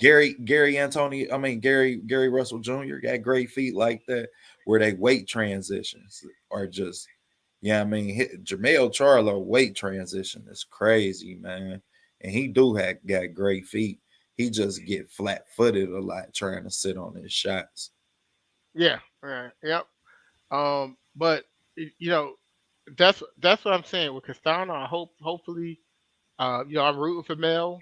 I fuck with Team James, so I'm rooting for Jamel to win that fight. Definitely. Hopefully he can pull it off, but it's not gonna be no walk through the park because I also feel like this is what I'll say. I think there's more stuff for Jamel to improve, and he has the bigger upside from improvement going into the second fight than Castano. I don't But see much of what Castano can change that he actually did. He can get better at what he does, but I don't see where there was something that he could have done so much better to say, yeah, he could win that fight. But when I look at Jamel Charlo, I'm like, yeah, I do believe that the things that he can change will give him a bigger window of improvement right, to right, actually win a fight. right, So I of could, being able to I'm win going to that go with fight. Jamel Charlo on that. I feel like Brian Castano. I won't say that he can't win this fight, and I'm gonna tell you what he planning on doing. He's planning on sitting on his punches because he landed good punches, Hmm. and when you listen to them two talk to each other and tell each other how they was gonna knock each other out and shit. Yeah, I mean, and I rewatched the film. I'm like, oh yeah, he think he about to put Charlo on his back foot. But what impressed me and what the comment that really got me anxious to see this fight, bro, is when I heard Jamel Charlo say, "You gonna mess around and fall into one of these traps." And Mm. EJ don't set traps. Yeah, I mean Frank Martin, like I've yet to see that level of his game as well. So yeah, I mean that ain't something that like all of them is they outclass their opponents so well with their fundamentals that you never see them push to the point where they have to set them type of traps. Yeah, I mean, Mm. so I'm anxious to see Jermale Charlo actually, yeah, I mean, display some ring IQ because Brian Castano about to come out here and try and put him on his back foot. Yeah, And but if he's successful, I don't think that's I don't think that's like a surprise. I think Brian Castano fighting style puts a lot of people on their back foot. I don't think that's like something that's gonna be such of a huge surprise well, to yeah, and to. because it's an orchestrated pressure. Like I was telling somebody earlier about Better BF, like that's not an orchestrated pressure. Yeah, I mean it's just it's nonstop. Go forward. I land what I land. I'm about to hit your ass, whether it's with an elbow, a wrist, a And I'm knuckle. strong as shit. Yeah, he is. He is. But yeah, I mean, but it's just not an orchestrated pressure. And Brian Castano, he got an orchestrated pressure, bro. And dude realized the line. You seen, yeah, I mean, getting his head inside Hmm. and out like Hmm. shit. And he's tight. Yeah, I mean, so he's so tight. Jermel Charlo has to have a certain level of patience because you're not about to land these shots that you just want to land. Yeah, I mean, you about to have to set these shots up. You're not just about to have him walk in and no big shot. He tight and he's very fundamentally sound. Correct. Uh, but what we did see in the first fight is that Jamel Charlo was able to offset all that when he jabbed. Facts, So facts, so and it's like that's the key. But like I told you, that's my knock on him is he quit jabbing after the third round. He right. come out early in the fight, and that motherfucker snapping.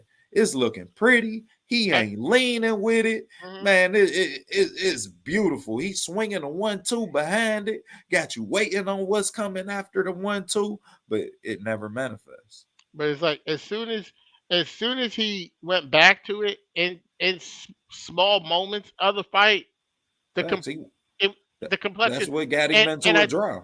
and now that I'm analyzing this again with you and I'm talking it out to myself, I got Jamel Charlo winning because I don't think he did enough of that for them to game plan against it effectively. I think that that's the trap. I think that when he said that to him, like that's the trap. And then now you seeing all of these Salucci family. we're seeing boxing, yeah, I mean, separate from fighting. You understand? Right. And I think that that's what we about to see as we narrow out the apples from the oranges, and a lot of these undisputed fights, with the exception of Tank Rowley, Benavidez, and David Lemieux. We about to see Haney and Cambosis. Them about to be two grade A mentally. Yeah, I mean, boxing IQ wise, both of them, Yeah, I I definitely give agree. them A-level boxing minds. And the more we get to see the best of the best, you gonna see that. But Yeah, yeah, I agree. Alex, I'm gonna go ahead and sorry for taking so long with cooking, but I'll go ahead and answer this question. I believe that he is going to move up. I think the game plan is for no matter what happens with Spence and Crawford, Spence is going to 54, and I think Jamel Charles is going to go to 160, and they're going to attempt to do what have Spence Klitschko become a did. champion. Yeah, have Spence become a champion at 54. He's probably going to fight for a vacant title since all those titles are going to be with PBC. If Mel wins, the titles will be vacated, and Spence is going to, after he goes and pummels Terrence Crawford, he's going to go ahead and be as undisputed. He's going to have a title shot going straight into 54. I mean, I just think from a business aspect, I'm a I Bud feel like that's what fan. PBC is going to do. I'm a Bud fan. His ass staying at 154. He about to get his ass toe up after we get done with Earl Spence. We gonna whoop his ass next. You gonna be looking at the only three-time undisputed champion ever. But Real history there. Since we was I'm talking about history, it's funny how things manifest their way into the later end of the circle. Loyal to the game, man. boxing Look, talk. I'm over here already, like envisioning my pillow trying to go to sleep. Here And you talk Bud gonna about that whoop his bullshit. ass after he get done with EJ. Look, I'm gonna tell you right now. You I, know weird. bro, I You was just know watching some. weird. Look, I was just watching some highlights from Crawford versus Porter. Terrence Crawford is going to get Bro, beat bro, up. bro. He Crawford is spared going Porter, to get bro. He beat up. no, he spared Porter, I don't bro. That's want to what y'all hear don't that. get. That's what y'all don't get, man. I don't want Y'all to don't hear get that. it, man. Man, y'all don't get it, man. He Y'all spared gonna be Porter, mad. man. Y'all gonna think I'm hating, but I'm just telling y'all my truth. Man, Terrence Crawford, Terrence Crawford is the third best fighter at welterweight. He's the third best. And I'm just talking about from a stylistic. There's are two you people. fucking serious, There's man? two No, this people. Let ain't me my tell you something. co-host, man. This This ain't is my there's co. two Hey, people. it's There's late, two. y'all. Listen to He what said he I'm wanted to saying. cut the show off at 11. Yeah, man. this is It's there's late. two people. He got to There's work. two people that's going to give him a massive problem. There's two of them. Spence is the first one, and Javon Boots Ennis is the second one. I'm trying to tell you. But the more I watch Terrence Crawford, I'm trying to tell you this. Listen. I'm a Y'all bro. When I keep told saying, you, bro, when I told you I'm a mind you, chess I'm doing. player.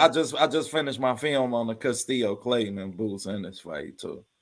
Okay. We gonna When be I tell dropping you both I'm of a them. chess player and I look at matchups, I'm telling you these two guys pose huge problems for Terrence Crawford. When you watch Terrence Crawford, okay, this is Facebook Jump Mark. When you watch Terrence Crawford, when I watch Terrence Crawford's two biggest, I'm gonna name his, I'm gonna name his top three attributes. I'm gonna name Terrence Crawford top three attributes. Shoot, Number one is his endurance. It's number one. It's severely it is severely overlooked. Fact. Terrence Crawford has supreme elite endurance. His endurance makes up for his chin because when Crawford gets hit with something flush, his body reacts differently than he wants it to react. I'm just being honest. But his endurance, because he's in such great I tip knew top some shape, shit was coming. I listen, knew, I but knew because some he's in shit was such coming. great Yeah.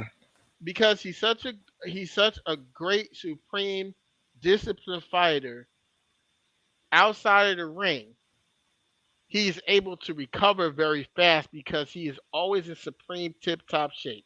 He could be hurt, but he recovers very fast because he's in supreme tip top shape. I'm going to give you an example with a different fighter. The best version of Sean Porter in terms of shape and mentality that I seen was him against Errol Spence.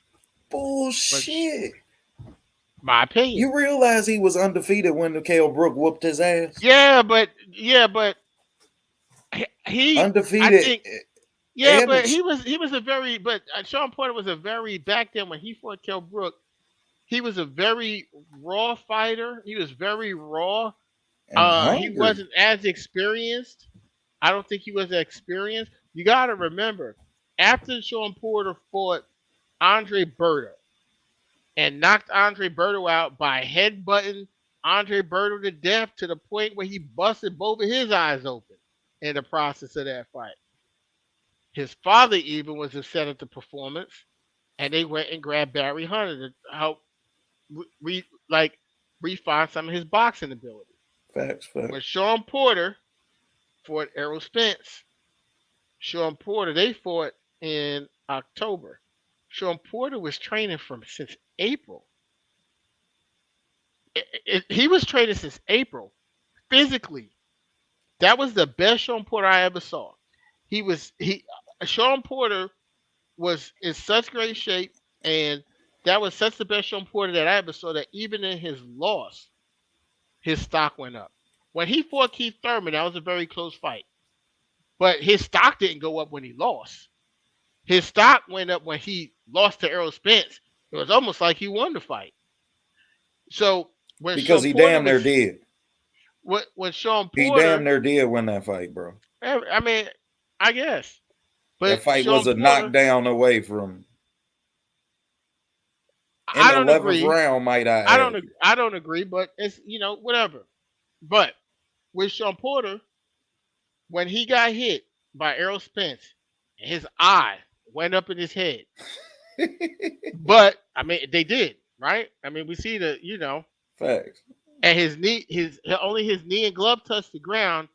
Look how quick he recovered because he was in the best shape of his life. He was in tip top shape. When you hear Floyd Mayweather talk about when he got hit by Mosley, I read listened to an interview. He said, I'm gonna be real with you. When I got hit by Mosley, it's not that I was It like took him 2 rounds. He hurt. threw 8 He said punches when over you the get next hit three like rounds. yeah, he said when you get hit like that, he's like the room is spinning. It's like the room is his equilibrium was off. Yeah. But he said because I was in tip top shape, I was able to recover. So with Terrence Crawford, his endurance and him being in tip top shape where he's never tired and him just being in tip top shape mentally, that endurance helps him out. Like I said, his Fact, body be wanting to do different things fact, when he get fact. hit.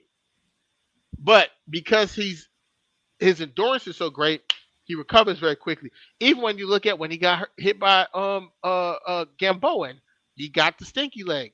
He recovered pretty quickly. He backed out, but he recovered. He got his senses back because he's in tip top shape. Now, after his endurance is his reach, is his second biggest advantage. His reach, that 74-inch arm reach. Now I want you to take a look at this. Most of Facts. the guys he fought at 35 and 40, Facts. with That's smaller guys than him. ridiculous.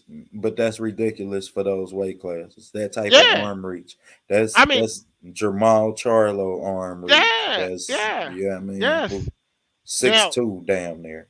now, when you look at Terrence Crawford performances, I called the knockout against Sean Porter because Sean Porter and Felix Diaz is very similar.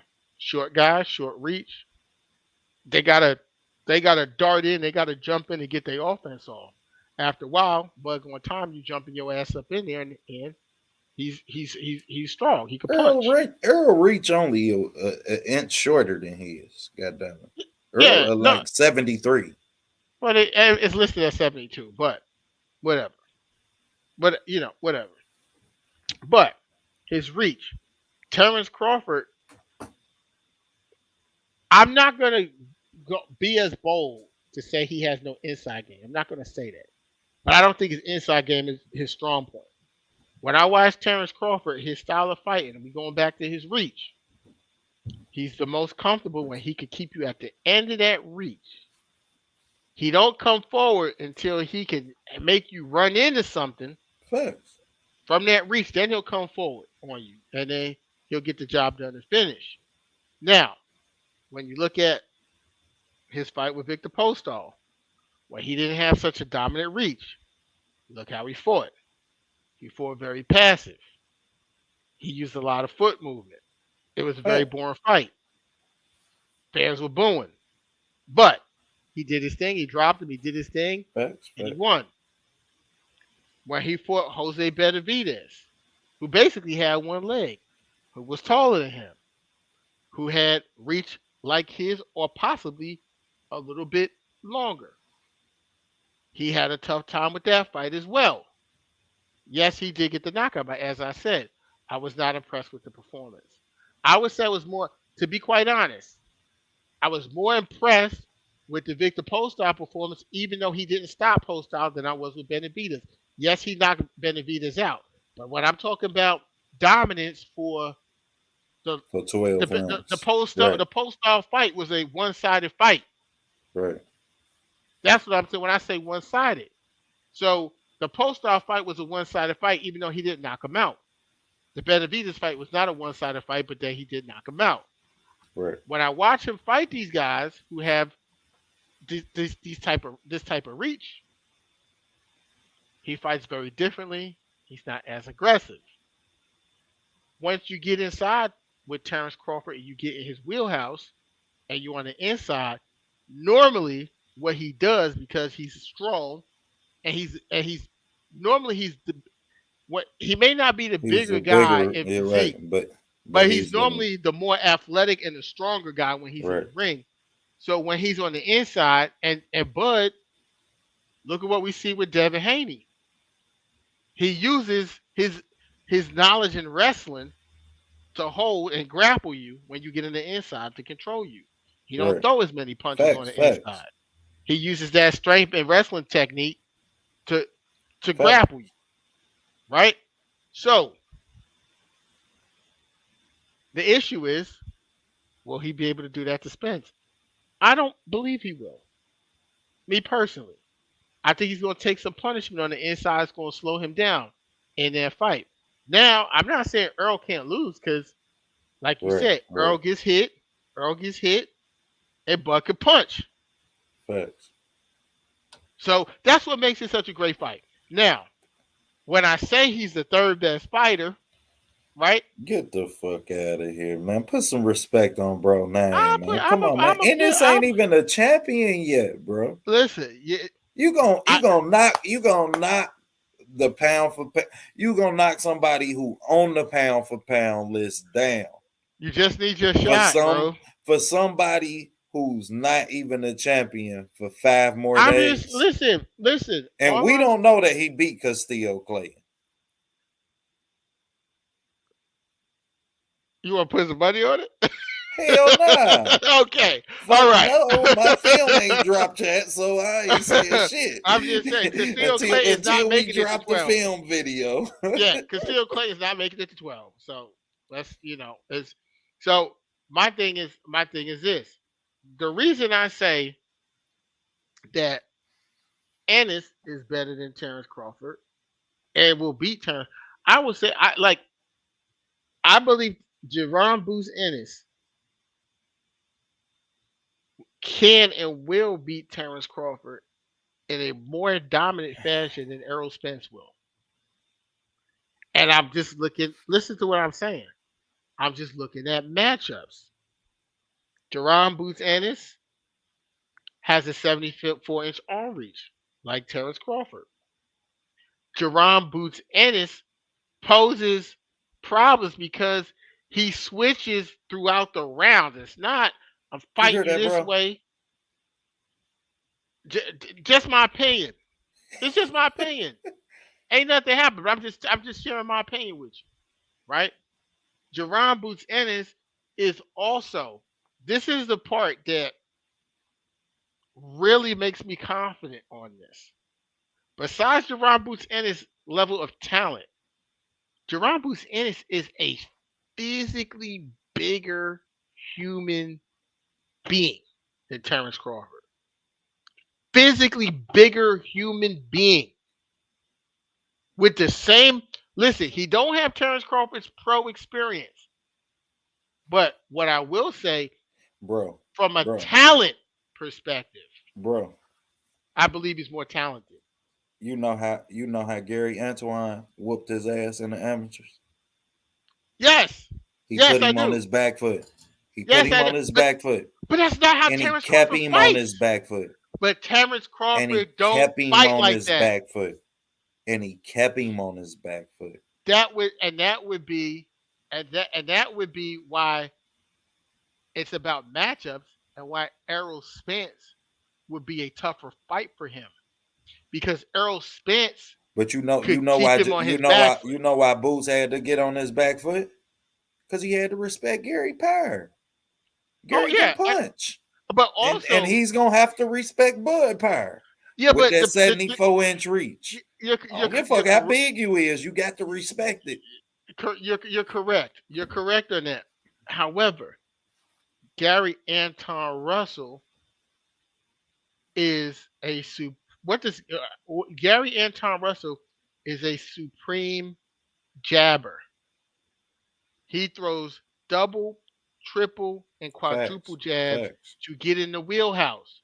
facts. Terrence To close the Crawford distance. is a pot. He's a pot shotter.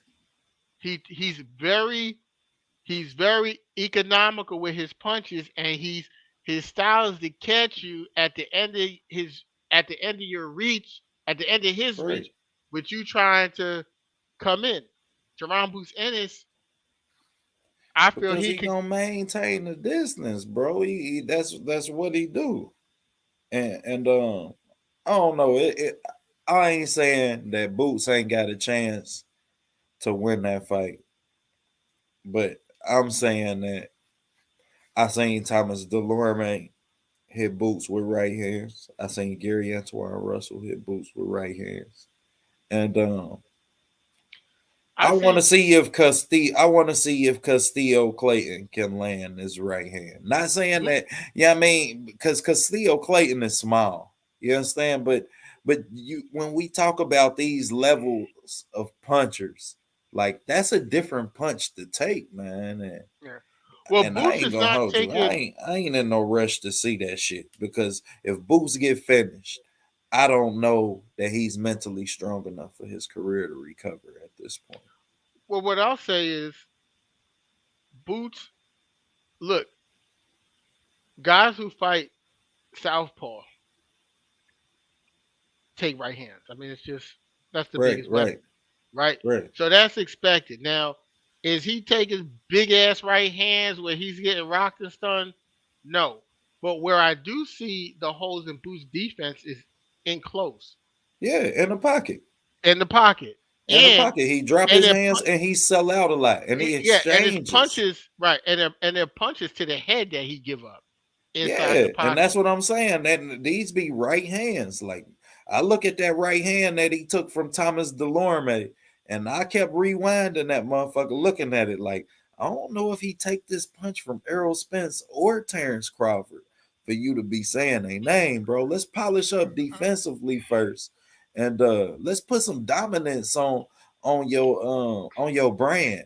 I got a You question feel for me? you. Like, Got a question for you. Got a go question ahead, for you. shoot. Who is the last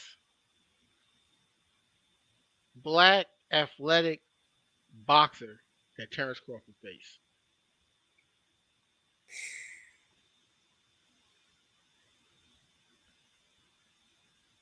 Probably Sean Porter.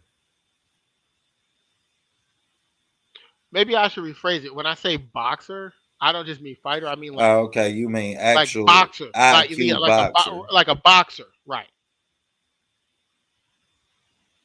I know where you're going with this. He ain't fought none of those. I would say Hank Lundy probably would be See, like a boxer, I give you that. I give you that. right? Like a boxer, right? Right, right, right. And I honestly believe that that is going to be a problem for him. See, when you look at the matchups with Terrence Crawford, they're normally against guys, if they're black boxers, they're guys that he has a lot of advantages against. They're not guys who are just as athletic as him. They're not guys who are pure boxers like he is, like a boxer. And Facts. I'm going to tell you what really, really, really, really, really opened my eyes to Terrence Crawford's flaws.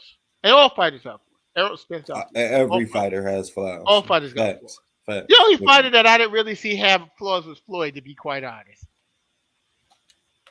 I'm just saying. Uh, Floyd he's ass the only had one. flaws too.